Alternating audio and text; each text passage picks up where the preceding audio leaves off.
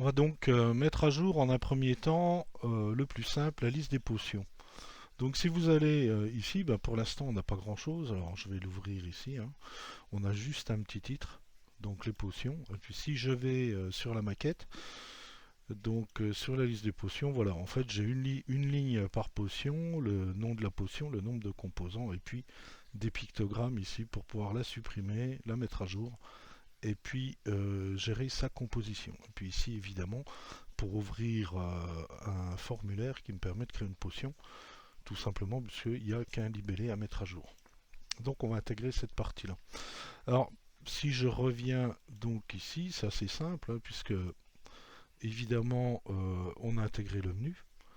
Donc il me suffit simplement de reprendre sans le menu, donc qui doit commencer ici, qui doit se terminer ici, ben, la partie donc qui m'intéresse, donc celle-là. Là. Alors, je vais juste fermer ça et puis récupérer simplement la partie de code qui correspond à ma maquette et puis après j'intégrerai à partir de ça. Alors je retourne sur la liste des potions, je vais la mettre donc ici à la place et puis après je vais corriger un petit peu tout ça pour que ça fonctionne.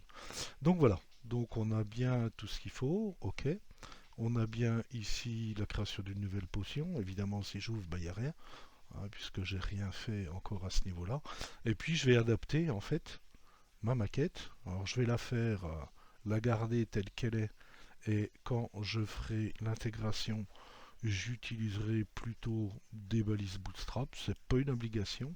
Hein, B vue Bootstrap, pardon. Et puis ici, bon bah voilà, créer une nouvelle potion. Donc le title, je pourrais utiliser des infobules, c'est ce que je vais faire après, hein.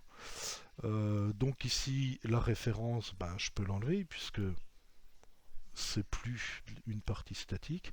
Donc je vais garder évidemment les deux potions que j'avais mises et puis j'enlève simplement les références. Donc à terme, j'en aurai plus besoin que d'une, hein, puisque je ferai une requête Ajax pour aller chercher, comment dirais-je, les potions sur le back-end.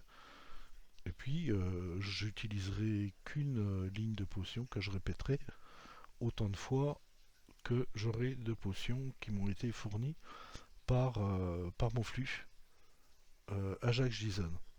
Donc là, je le mets simplement pour pas arriver sur une page vide si jamais je clique dessus, hein. Et puis, donc voilà, tout simplement l'intégration évidemment de la partie maquette.